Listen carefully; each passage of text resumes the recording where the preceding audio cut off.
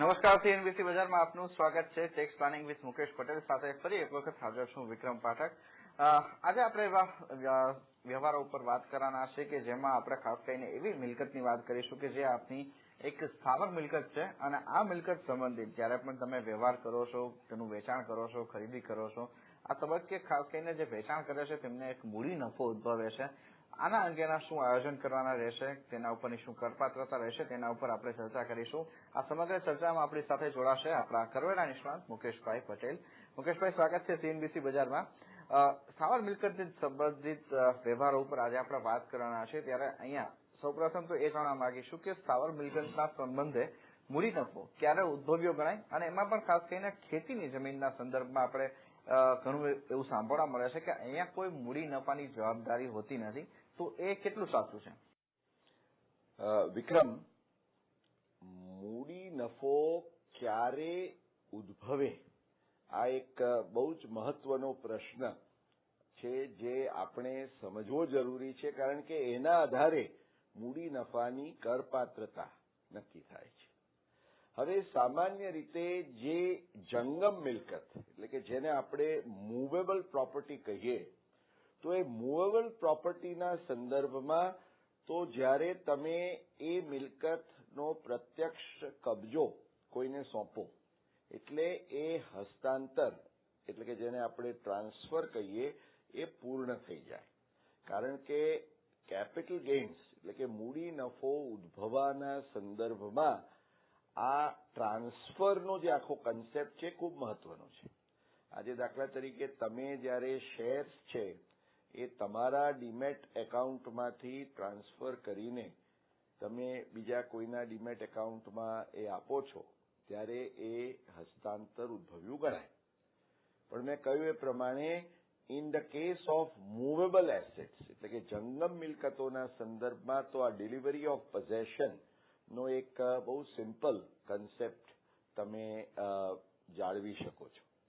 હવે જે સ્થાવર મિલકત છે એ સ્થાવર મિલકતના સંદર્ભમાં સુપ્રીમ કોર્ટે વર્ષો પહેલા અલાપતિ વેંકટરામૈયાના કેસમાં એક જે સિદ્ધાંત તારવ્યો એના આધારે એમ નક્કી કર્યું કે ભાઈ સ્થાવર મિલકતનો મૂડી નફો ત્યારે ગણાય જ્યારે એ સ્થાવર મિલકતનો વેચાણ દસ્તાવેજ એક્ઝિક્યુટ એટલે કે એનો અમલ કરવામાં આવે, સહી કરવામાં આવે અને રજીસ્ટર થાય ત્યારે.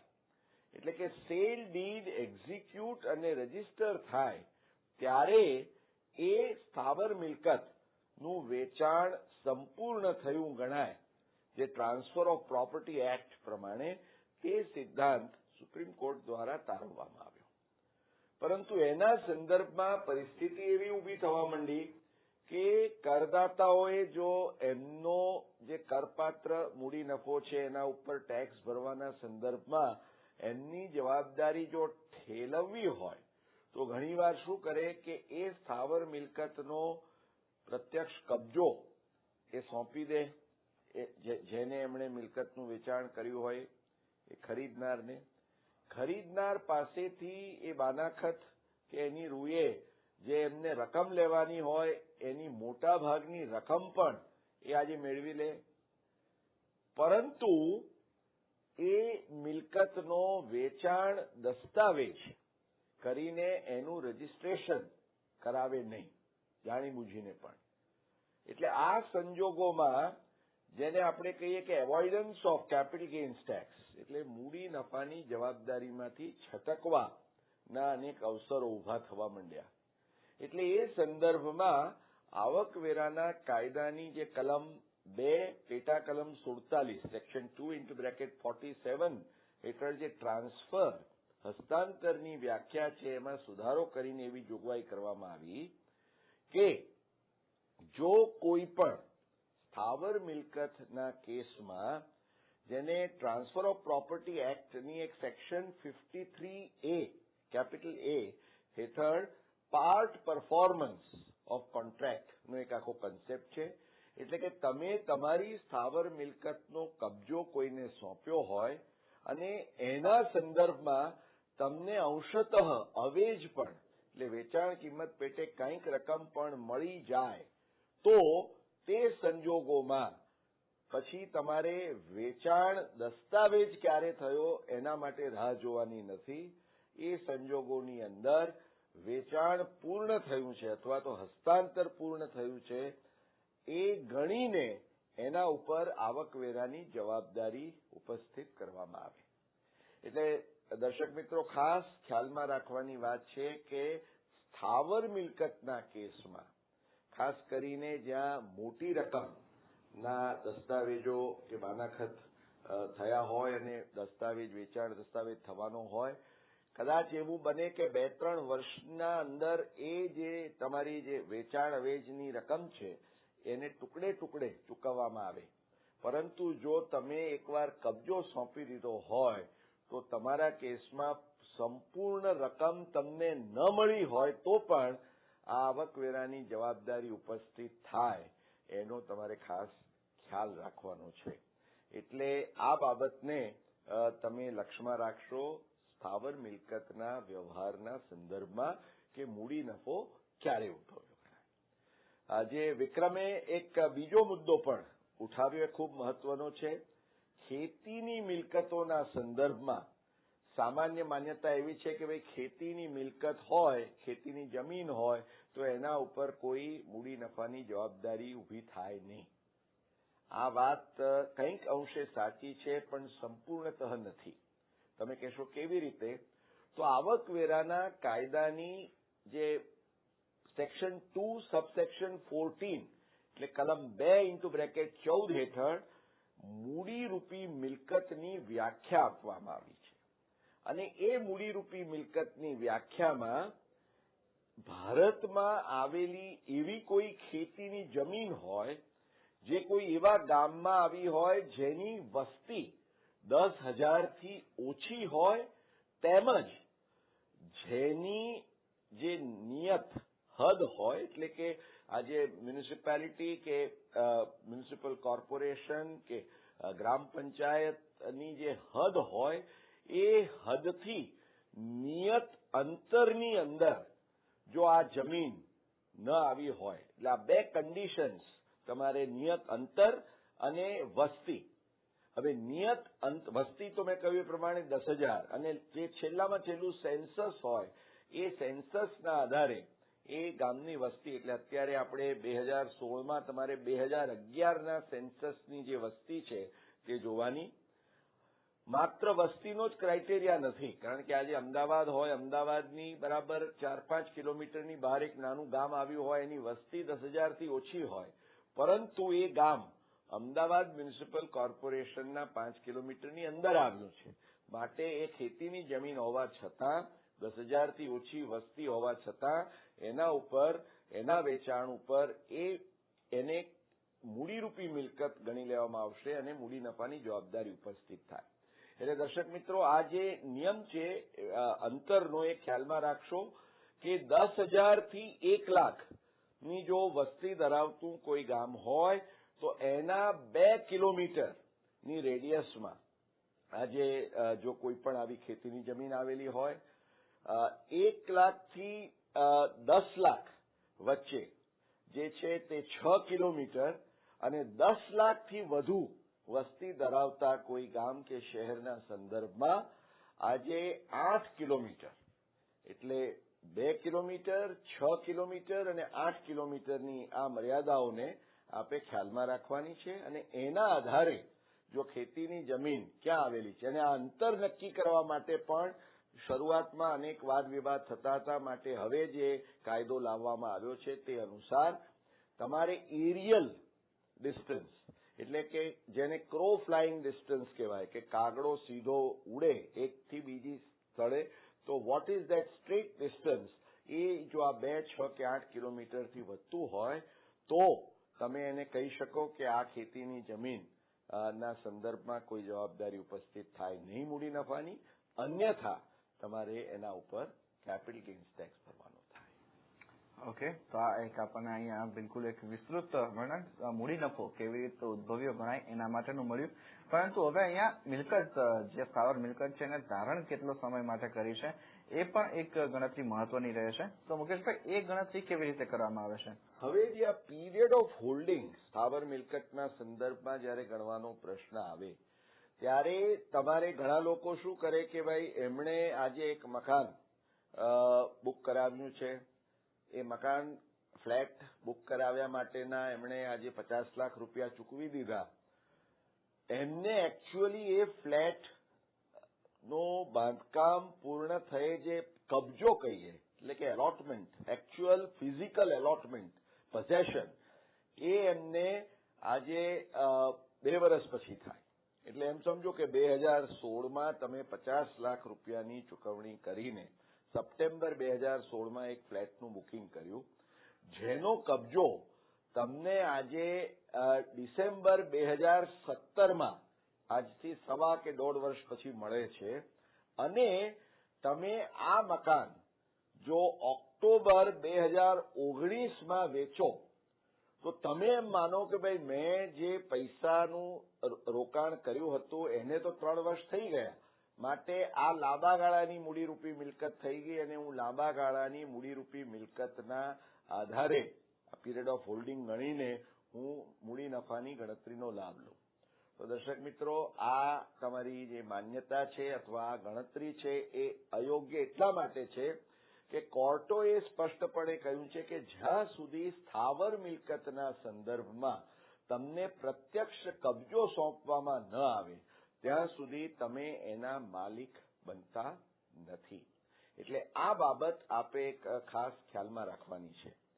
આ સાથે એ પણ એક ખ્યાલમાં રાખવાનું છે કે ઘણીવાર એવું બને કે તમે માની લો કે આ જ કેસમાં મકાનનું બુકિંગ કરાવ્યું, હવે તમને કબજો મળે તે પહેલા અને અથવા તો તમે એનો દસ્તાવેજ કરો તે પહેલા તમે આજે એ મકાન ખરીદવાનો તમારો જે હક છે એ તમે જો 3 વર્ષની અંદર વેચો, 3 વર્ષ પછીના સમયમાં, તો એ મકાન ખરીદવાના હક એટલે કે જેને આપણે રાઇટ ટુ પરચેઝ પ્રોપર્ટી કહીએ એના સંદર્ભમાં તમે લોંગ ટર્મ કેપિટલ ગેઇન્સ દર્શાવી શકો. એટલે કે તમને જે મળે એ મકાનના વેચાણ માટે નહીં, પરંતુ મકાન વેચવાના હકના માટે એ પૈસા મળ્યા છે અને જેટલા વધારાના મળ્યા હોય એનો લાંબા ગાળાનો મૂડી નફો દર્શાવી શકો. ઓકે, બીજો એક મુદ્દો અહીંયા મિલકત જયારે આપણને બક્ષિસ કે વસીયત હેઠળ મળી હોય તો અહીંયા શું કરવાનું રહેશે એના ઉપર વાત કરીએ. એ પેલા સમય થયો છે અહીંયા એક બ્રેકમાં.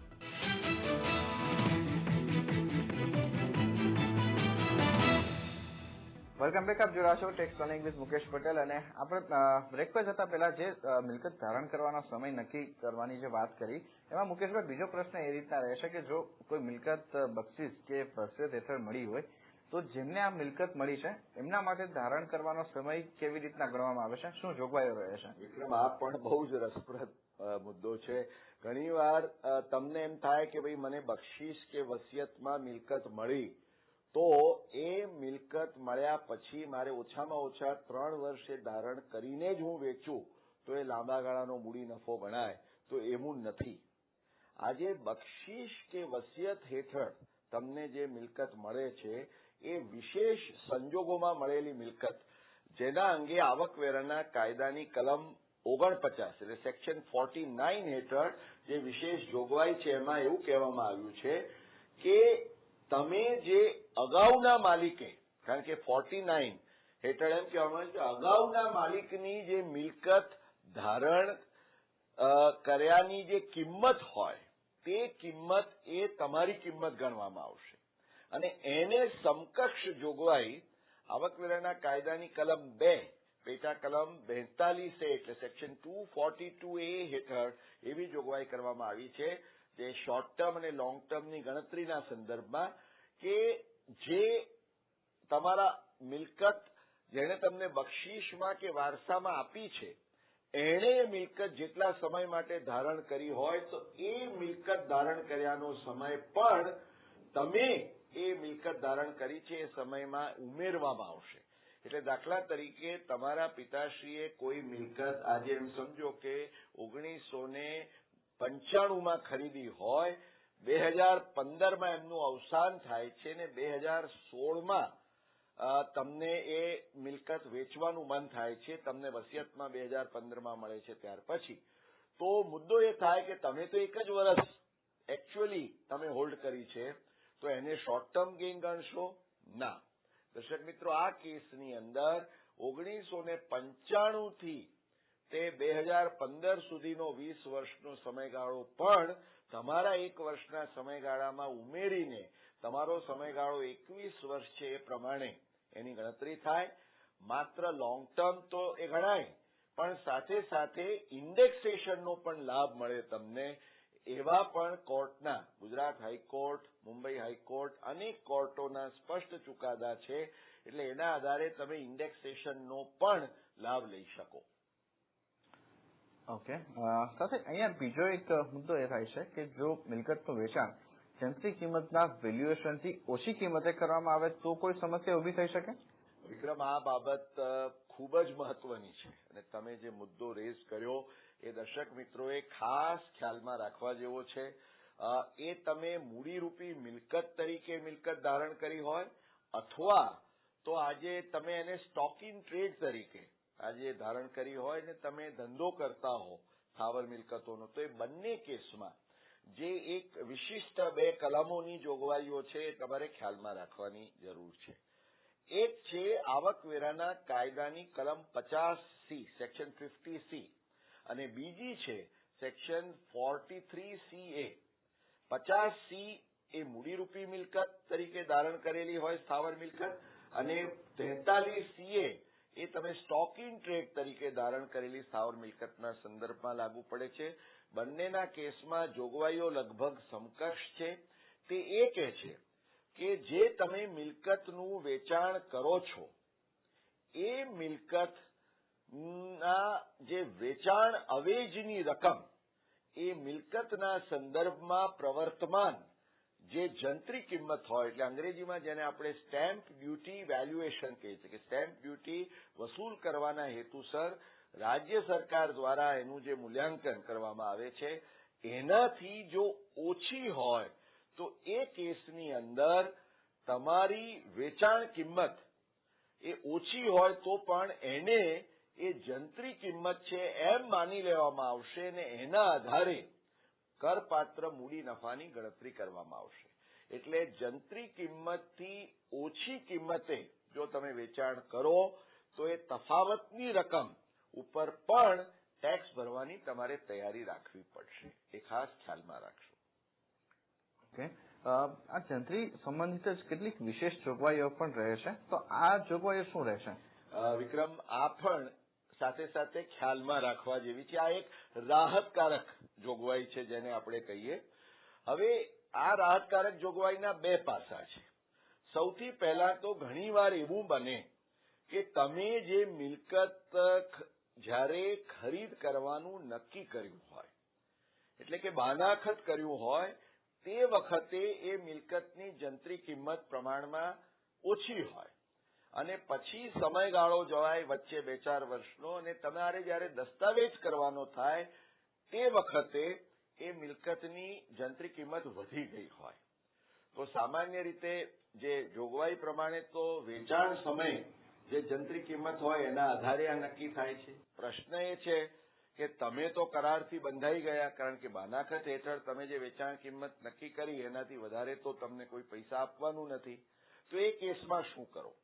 તો દર્શક મિત્રો, આ બંને કલમ 50C અને 43CA હેઠળ એક એવી રાહતકારક જોગવાઈ છે કે જો તમે બાનાખત સમયે પ્રવર્તમાન જે જંત્રી કિંમત હોય એના આધારે તમે બાનાખતની રકમ નક્કી કરી હોય અને એ અનુસાર તમને કોઈક પણ અવેજ, અંશતઃ અવેજ પણ બાનાખત હેઠળ રોકડ સિવાયના સ્વરૂપે, માત્ર રોકડ એટલા માટે નહીં કારણ કે નહીં તો તમે ટેમ્પરિંગ કરી શકો, પાછલી જૂની તારીખમાં બાનાખતો ઉભા થાય, એટલા માટે તમે ચેક કે ડ્રાફ્ટ કે એ કોઈ સ્વરૂપે જો તમને કંઈક પણ અવેજ મળ્યું હોય તો એ કેસમાં તમે આજે જ્યારે વેચાણ કરો તે વખતે જંત્રી કિંમત વધુ હોય તો પણ એ બાનાખત સમયની પ્રવર્તમાન જંત્રી કિંમત જો યોગ્ય હોય તો એના આધારે આ જોગવાઈ તમને લાગુ પડશે નહીં, એ ખ્યાલમાં રાખવાનું છે.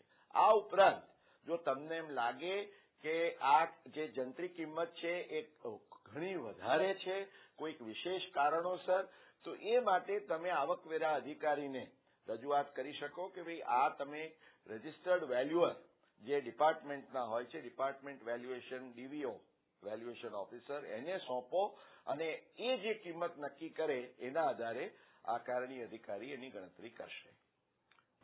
ઓકે, આ જંત્રી ખરીદદારના સંબંધિત જે કોઈ વ્યક્તિ એટલે કે વેચનારને તો લાગુ પડે જ છે, પણ ખરીદદારના સંદર્ભમાં કેવી રીતના લાગુ થશે? વિક્રમ, ખરીદનાર માટે પણ આ એટલી જ સમસ્યાનો વિષય છે.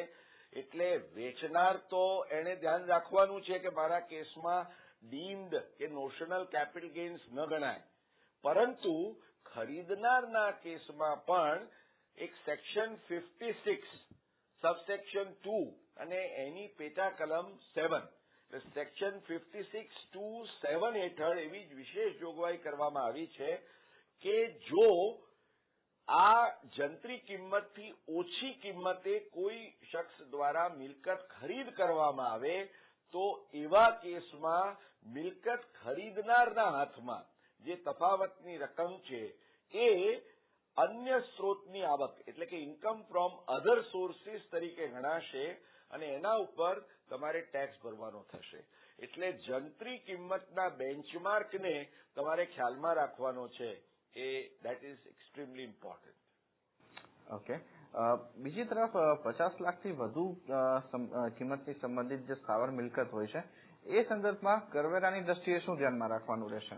વિક્રમ, આવકવેરાના કાયદા હેઠળ 50 લાખથી ઉપરની કિંમતની સ્થાવર મિલકતના વ્યવહારો નો બરાબર રેકોર્ડ આવકવેરા ખાતા સમક્ષ રહે, એનું યોગ્ય ટ્રેકિંગ થાય એ હેતુસર સેક્શન 194(I)(A) હેઠળ એક એવી વિશેષ જોગવાઈ કરવામાં આવી છે કે 50 લાખથી ઉપરની કિંમત આજે તમે જયારે મિલકત નું વેચાણ કરો તો મિલકત ખરીદનાર જે છે એ તમને જે કઈ રકમ ચૂકવે છે એણે એ રકમમાંથી 1% ટીડીએસ કરવાનો છે.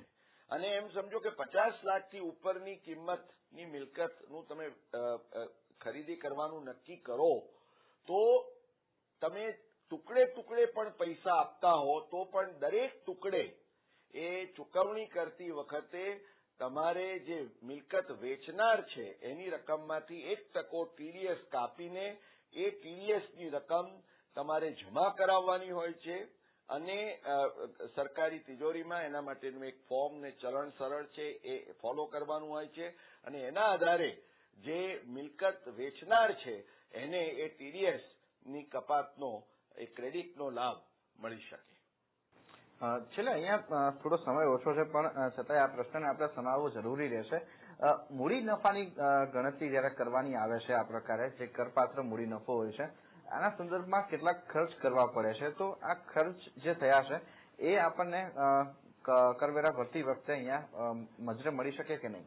વિક્રમ, આ પણ એક એટલો જ રસપ્રદ મુદ્દો છે. ઘણીવાર મિલકતનું તમે વેચાણ નક્કી કરો, મિલકતમાં ભાડવાત હોય, એ ભાડવાતને ખાલી કરવા માટે તમારે કઈ રકમની ચૂકવણી કરવી પડતી હોય અથવા તો એ મિલકતના સંદર્ભમાં કોઈ કાનૂની અવરોધો હોય, લિટિગેશન ચાલતું હોય, એ સેટલ કરવા માટે તમે કોઈ રકમની ચૂકવણી કરો તો આવી જે ચૂકવણીઓ છે એ તમારી મિલકત ધારણ કરવા માટેની ખરીદ કિંમતના ભાગરૂપે ગણીને તમને એનો સેટ ઓફ મળે અને તમારા કરપાત્ર મૂડી નફાની ગણતરી થાય, એક વિશેષ બાબત ખ્યાલમાં રાખવાની છે. તો દર્શક મિત્રો, જો સ્થાવર મિલકતના ખરીદના કે વેચાણના વ્યવહારોના સંદર્ભમાં આટલી બાબતો ખ્યાલમાં રાખે તો એમને ખૂબ જ ઉપયોગી માર્ગદર્શન મળી રહેશે, એ વિક્રમ આપણે ખાસ એમને જણાવીએ. ઓકે, આ સાથે જ મુકેશભાઈ, ઘણો આભાર આપનો સમય ફાળવી અહીંયા અમારી સાથે આ ચર્ચામાં જોડાયાના સમગ્ર વિગત આપી એના માટે. અને આ સાથે અહીંયા આ મૂડી નફાના સંદર્ભિત આપણે અહીંયા જે વાત કરી છે એ જ પ્રકારે સ્થાવર મિલકત અન્ય એક સ્થાવર મિલકત પણ એવી છે કે જેના સંદર્ભે તમારે આ પ્રકારનું આયોજન કરવું હોય તો કરી શકો છો. તેના વિશે વાત કરીશું આગામી સપ્તાહે, પરંતુ અહીંયા ટેક્સ પ્લાનિંગ વિથ મુકેશ પટેલમાં આજે બસ આટલું જ. તો આગળ વધુ અપડેટ્સ માટે જોડાયેલા રહો આપ CNBC બજાર સાથે. નમસ્કાર.